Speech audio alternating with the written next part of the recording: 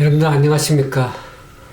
오늘은 유전자에 대해서 강의하려고 합니다. 건강 강의로 유전자와 건강에 대해서 강의하려고 그러는데, 유전자를 우리가 잘 알므로 인해서 우리가 병든 그 몸이 그 유전자가 회복되어서 다시 건강을 회복할 수 있는 그러한 시간을 갖기를 원합니다. 그래서 오늘 유전자에 대해서 우리가 함께 그 알아봄으로 인해서 우리가 다시 병이 치료될 수 있는 그러한 시간이 되기를 원합니다. 21세기는 이 유전자 의학 그런 시대라고 말합니다. 그래서 많은 현대 모든 첨단 의학은 유전자 치료에 그 초점을 맞추고 있습니다. 이 유전자라는 것은 모든 생물에는 그 유전자를 지니고 있습니다. 그 유전자에는 하나의 세포를 구성하기도 하고, 그 유전자가 그 유기적 관계를 통해서 그 안에 어떤 정보를 담고 있습니다. 그래서 그 생식을 통해서 우리가 유전이 되기도 하죠. 자손에게 유전이 되는데, 이 모든 생물이 이렇게 유전자에 의해서 다양한 형질의 유전 형질을 이렇게 전달하고 있습니다. 그래서 이제 그 유전을 통해서 이제 유전될 때 눈 색깔이라든지 어떤 혈액형이라든지 이와 같은 것들이 이제 이렇게 유전됩니다. 유전되지만 그 부모로부터 그 유전적인 어떤 질환도 유전이 되기도 합니다. 그래서 요즘 이제 의학에 보면 유전적 그 질환이 자녀에게 있는지 없는지를 그렇게 의학적으로 이렇게 확인할 수도 있습니다. 그래서 이 유전자가 유전되어서 그 유전적인 질환까지도 전달되는 경우도 있지만, 우리가 잘못 생활해오는 관계로 인해서 이 유전자가 변질이 되어서 병이 발생하는 그런 경우도 있습니다. 또 우리가 이제 이 몸이 병이 들었다 하면은 주로 어떻게 생각할 수 있습니까? 우리의 세포가 망가져서 변질이 되어서 병이 왔다, 좀 그렇게 이해를 하고 있죠. 그래서 이제 이 간암이라 그러면 어떡합니까? 간에 있는 간세포가 변질이 되어서 그 간세포, 정상적인 세포가 암세포로 변질이 된 거죠. 그래서 간암이 된 것입니다. 그래서 이 우리 몸에 구성하고 있는 것이 세포인데, 그 세포에 있는 적은 단위의 그 유전자가 변질이 되어서 병이 온 것을 우리가 알 수가 있습니다. 그래서 우리가 유전자를 잘 알므로 인해서, 그러면 유전자가 이렇게 변질이 됐다 그런 것은 유전자를 어떻게 회복할 수 있느냐에 따라서 병이 회복될 수가 있겠죠. 그래서 유전자에 대해서 알아보는 것은 참으로 유익한 시간이다, 그렇게 생각이 들어집니다.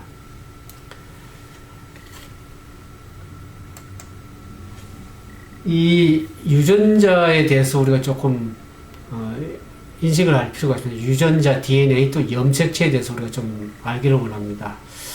유전자의 본체는 핵산입니다. 핵산의 일종인 DNA 인데, 정확하게 디오시리보 핵산이라고 부를 수 있는데, 이 DNA가 모여서 하나의 그 생물학적 의미를 갖는 것이 유전자입니다. 그래서 이 유전자가 여러 가지 이제 이 염색체라는 것을, 이 염색체를 잘 풀어보면은 하나의 실타래 같이 풀어보면 이렇게 꼬여 있는 것을 알게 됩니다. 이것이 이제 하나의 유전자를 구성을 하고 있는데, 이 세포라는 것 안에, 세포핵 안에 이 염색체가 있습니다. 인간의 몸은 23상의 염색체를 가지고 있죠. 그 염색체를 잘 풀어보면은 거기에 이 DNA를 구성되어 있는 유전자가 있습니다. 그래서 이 유전자는 첫 번째 이제 시작을 알리는 구간과 그 다음에 이제 이 중간에 정보가 담겨 있는 그 구간과 끝을 이루는 구간이 있습니다. 그래서 이 유전자는 DNA의 이중나선 구조로 이렇게 DNA가 이중구중 나선으로 이렇게 꼬여 있는데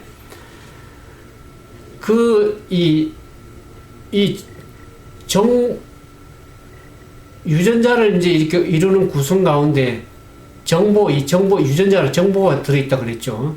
그 정보에 시작하는 부분을 액션 구간이라는 겁니다.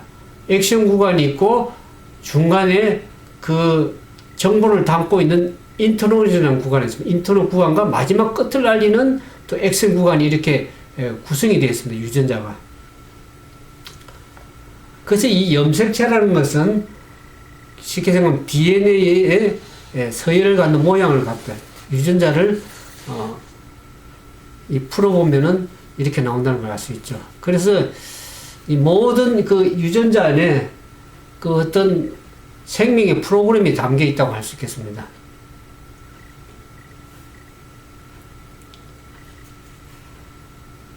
우리가 컴퓨터에 보면은 하나의 그 컴퓨터 안에 어떤 프로그램이 들어있죠. 우리가 그것을 클릭해서 열어보면 그 우리 프로그램 기능들을 알 수 있는 것처럼 우리가 이제 유전자라는 이러한 알 수 있는 것은 세포라는 것은 하나의 컴퓨터 같죠. 그 세포 핵 안에 그게 어떤 세포들의 생명을 유지하는 여러 가지 핵심적인 생명 프로그램이 담겨 있다. 그걸 유전자라고 할 수 있겠습니다.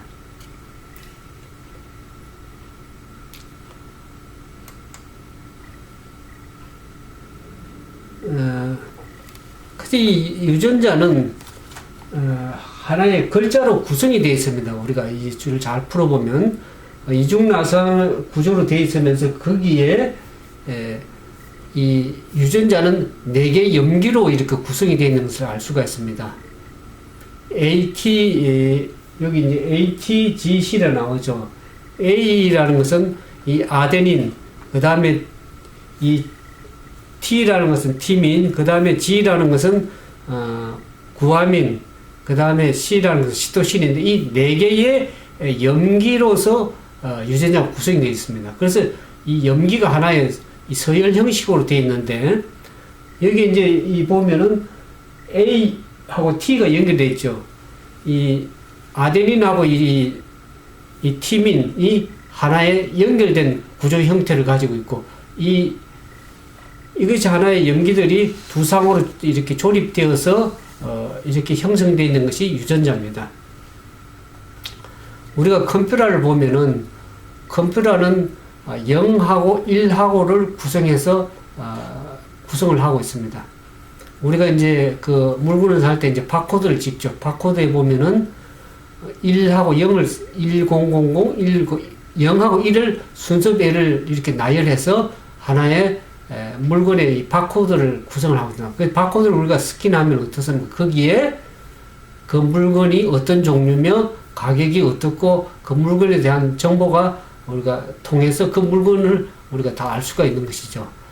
그처럼 이 유전자는 4개의 염기가 하나의 조립식으로 쌍을 이루면서 구조를 이루고 있는 것이 유전자라고 할 수 있겠습니다.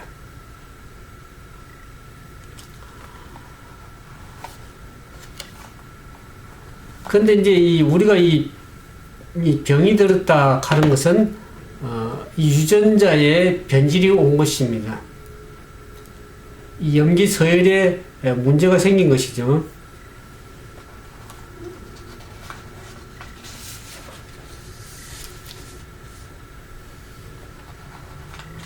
그래서 인간의 몸을 보면은 하나의 세포 덩어리가 아니고 어떻습니까? 하나의 이 문장, 이 글자 ATC라는 유전자가 형태로 쭉 몸이 구성이 되어 있기 때문에 하나의 글자는 뭘 나타냅니까? 글자가 모여서 문장이 되죠. 단어가 되고 단어가 합쳐서 하나의 문장이 되고 그 문장이 여러 개 날되면 하나의 책이 됩니다. 인간의 몸은 하나의 책이라고, 생명책이라고 할 수 있습니다. 거기에 여러 가지 글자들이, 유전자들이 글자들이 합쳐져 가지고 하나의 문장을 구성해서 우리의 몸이 하나의 이 글자로 구성된 것을 우리가 알 수 있습니다. 그래서 우리는 하나의 어떤 유전자는 하나의 여러 가지 글자가 합쳐된 문장이 구성된 하나의 문자 덩어리인 책이라고 우리가 말할 수 있겠습니다. 근데 문제는 우리의 몸이 하나의 조립식 구조로, 이 염기 구조로 이렇게 되어 있기 때문에 이 조립식 구조라는 것은 변화가 될 수 있는 것입니다. 그 구조가 바뀌든지 변질이 되든지 하면은 변화가 될 수 있는 것이 조립식 구조인데, 인간의 몸이 하나의 이 조립식 구조인 염기로 되어 있기 때문에 우리의 몸이 어떻게 합니까? 순서가 배열이 바뀌면 어떻습니까? 이 염기의 순서가 바뀌면 우리의 몸에 변화가 오게 되죠. 그러면 결국에는 그것이 세포가 변질이 되는 것입니다. 그러면 세포가 변질되면 어떨까? 그것을 하나의 질병이라고 할 수 있겠습니다. 그래서 우리가 이 조립식 구조는 변질도 될 수 있기 때문에 망가진 우리의 세포가 다시 유전자가 어떻게 됩니까? 회복이 되면 다시 병은 회복될 수 있기 때문에 불치의 병은 없다고 할 수 있겠습니다. 병은 다시 유전자가 회복이 되면 병은 회복될 수 있는 것입니다.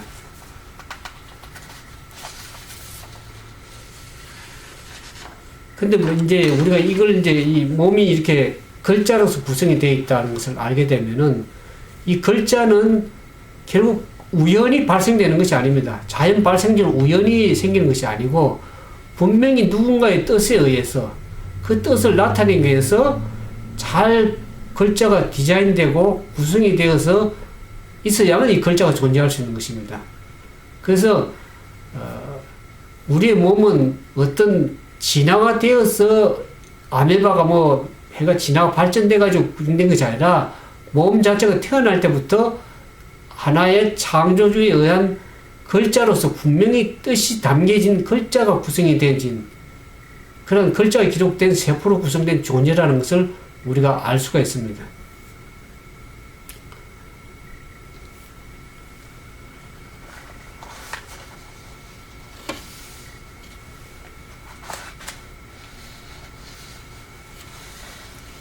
여기 보면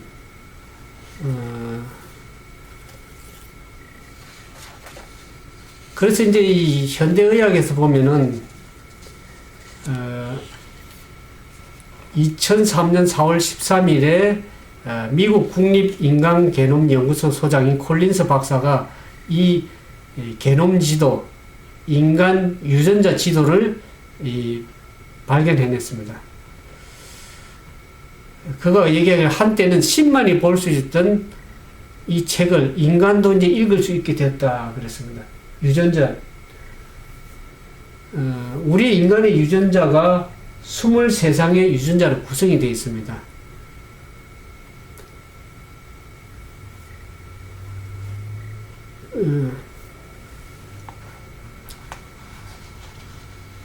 인간이 단순히 하나의 세포 덩어리가 아니라 유전자를 구성하고 있는 염기 서열이 있는 어떤 창조된 글자가 나열되어 있는 유전자라는 것을 우리가 이해하게 되었습니다.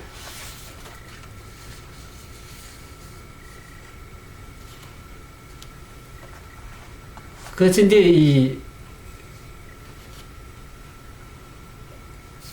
여기 보면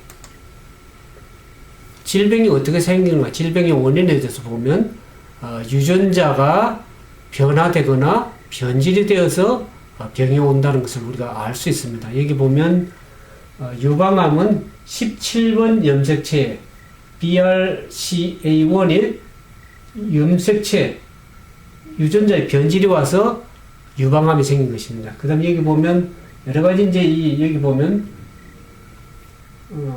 췌장암은 18번 염색체의 변질이 되어서 병이 온 것을 우리가 이해할 수 있습니다. 그래서 유전자가 변질이 되어서 변화가 되어서 질병이 이르러 왔다는 것을 우리가 이해할 수가 있겠죠.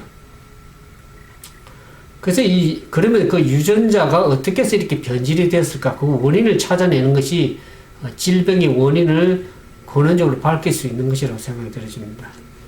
그렇다면 어떻게 유전자 변질이 초래되었을까? 현대의학에서는 그 원인을 정확하게 알 수 없다고 이렇게 합니다. 그러나 최근에 들어와서 유전자 변질에 발생되는 의미로서는 우리가 그 보면 성인병을 요즘에는 뭐라 그럽니까? 생활 습관병이라고 그럽니다. 그러니까 잘못된 생활해온 그 생활 습관이 결국에 유전자를 변질을 일으켜서 질병을 가져왔다는 것을 우리가 이해할 수 있겠죠.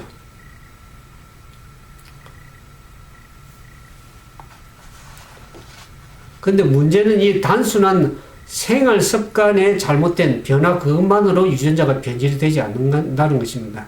우리가 아까 좀 전 얘기한 유전자는 하나의 염기 서열이라고 그랬습니다. 그 글자가 배열이 달라지면은 결국에는 그 의미가 달라지겠죠. 그래서 우리가 이제 이 유전자를 회복하는 것이 건강을 회복하는 것인데,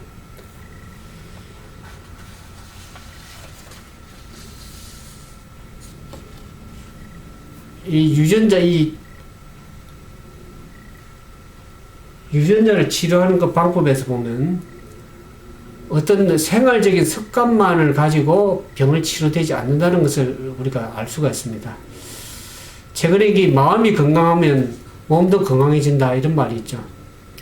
그래서 과학은 유전자가 인간의 마음가짐에 따라서 반응한다는 사실을 이렇게 밝히고 있습니다. 이 과학자들이 실험을 했습니다. 쥐를 가지고 실험을 했는데, 이 쥐가 새끼를 낳으면은 이 어미가 새끼질을 이렇게 잘 혀로 핥아줍니다. 그래서 과학자들 생각에 쥐가 깨끗이가 못해 더러워서 핥아주는가 보다 그런 생각인데, 쥐가 깨끗한 쥐도 핥아준다는 것이죠. 그러면 그걸 과학자들이 실험해 볼 때 어떻게 실험했냐면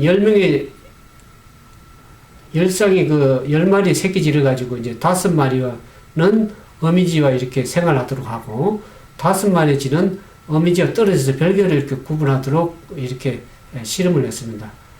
근데 이 5마리 어미쥐와 생활하던 쥐들은 잘 성장하고 성장 호르몬이 잘 나와 잘 성장했는데, 어미쥐가 떨어진 5마리 쥐는 그 성장을 잘 못하다는 것이죠. 왜 그러냐 보니까 어미쥐에 핥아주는 그 사랑을 받고 자란 쥐들은 그 성장 호르몬 유전자가 잘 나와서 성장 호르몬에 자극을 줘서 잘 성장하더라는 것이죠. 그러나 어미쥐와 떨어져서 한 5마리 쥐들은 결국에 성장 호르몬이 잘 유전자가 작동이 되지 않아서 성장 호르몬이 작동이 안 된다는 것입니다. 그래서 과학자들이 어떻게 했냐면 어미쥐의 사랑을 인정하기보다는 어미쥐가 새끼쥐의 피부에 자극을 줘서 그런가 보다 생각해서 또 다른 실험을 했습니다. 이제는 붓을 가지고 따뜻한 물에 적셔서 그 쥐들의 이렇게 붓을 가지고 이렇게 붓질을 해줬죠. 그랬을 때 한 2, 3일간은 성장 호르몬이 잘 나왔지만 그 다음에는 성장 호르몬이 나오지 않고 중단이 됐다는 것이죠.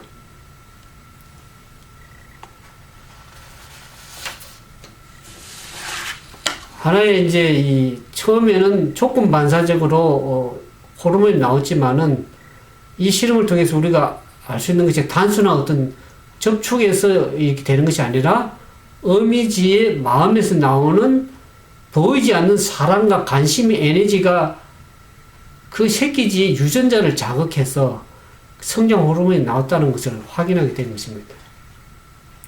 그럼에도 불구하고 과학자들은 이 사랑과 관심이라는 에너지를 믿지를 못했습니다. 그래서 사랑 때문이 아닌 다른 과학적인 이유 때문에 성장 호르몬이 분비가 되었을 것이다. 그렇게 생각해서 이번에는 새끼쥐들에게 성장 호르몬 주사를 주입했습니다. 쥐들에게.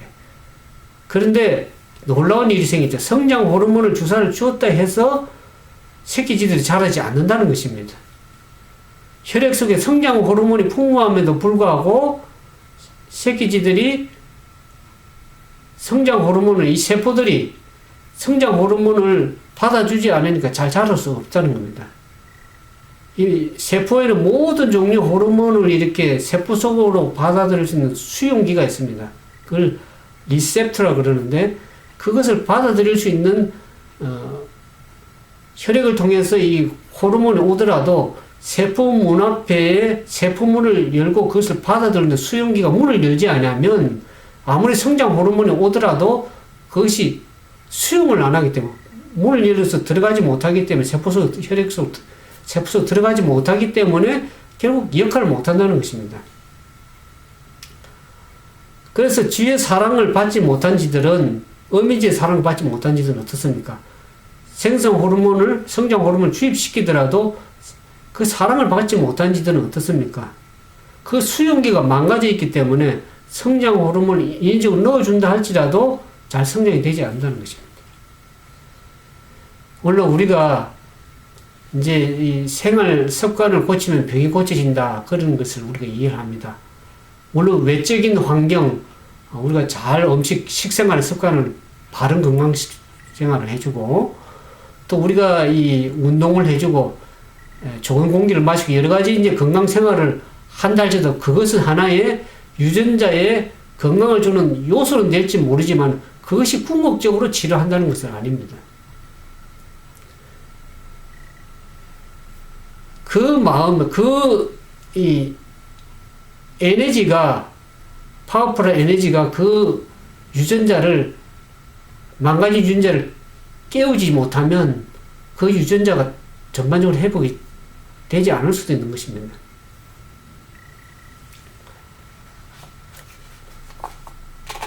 이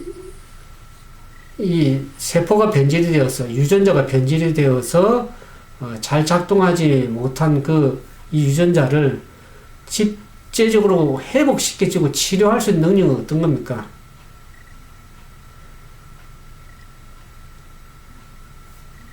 어떤 환경적인 요인보다도 그 에너지가 들어갈 때에 그것이 반응을 한다. 이게 유전자는 하나의 글자로 구성이 되어 있다고 그랬습니다. 근데 이 유전자가 이 글자라는 것은 하나의 어떤 뜻에 반응을 하게 되어 있습니다.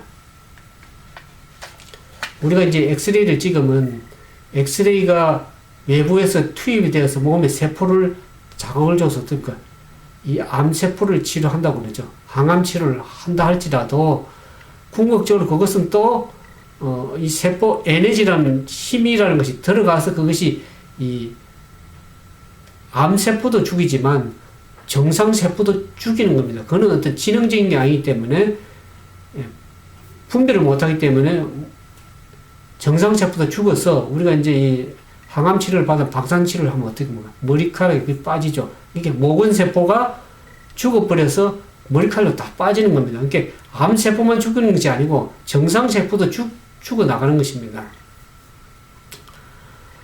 근데 이제 이 에너지가 몸을 들어가서 변질을 일으키는 것처럼 우리 몸을 진정으로 에너지를 줘서 바르게 비활성화된 망가진 유전자를 회복시킬 수 있는 것은, 몸을 회복시키는 것은 어떤 자극이 주어질 때 이 변화가 있다는 것이죠.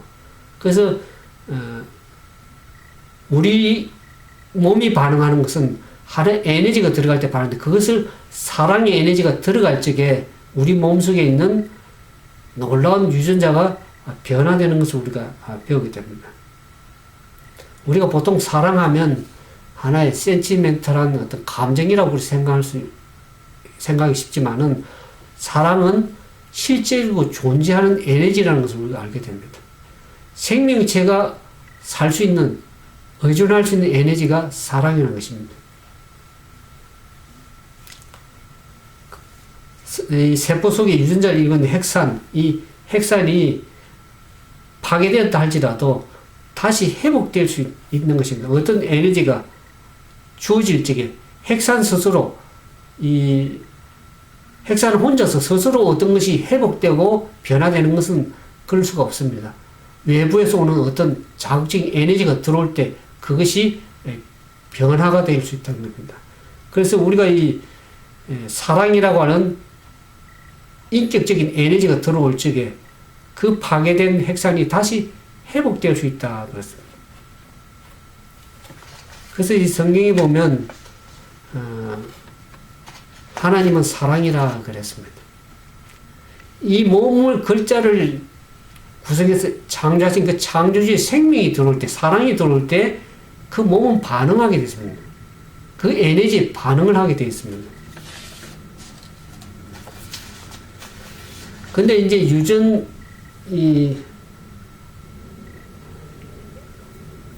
현대의학이 왜 병을 치료하는데 유전자 치료에 한계점을 가지고 있냐 그러면 하나의 우리 몸을 하나의 물질로만 생각해서 어떤 몸의 유전자, 그 물질되어 있는 DNA를, 핵산을 어떻게 바로 유전자를 서열만 바르게 하면 된다 하는 물질적인 차원에서만 접근하다 보면 이 몸은 유전자를 바르게 치료할 수 없는 것이죠. 그것은 유전자는 아까 글자로 구성되어 있기 때문에 뜻에 반응한다 그랬습니다. 어떤 의미에 반응한다 그랬습니다.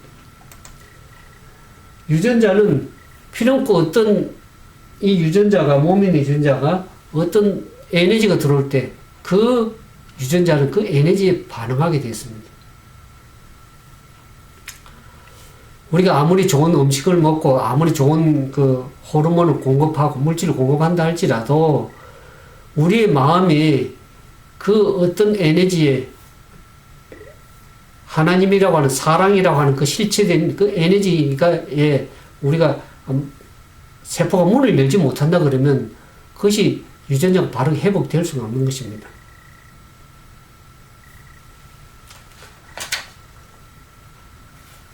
그래서 우리가 이 변질된 유전자를 생명적으로 잘 작동할 수 있는 그러한 환경을 구성하기 위해서는 우리가 이 생명적인 에너지가 들어와야 되겠습니다. 우리 성경에 보면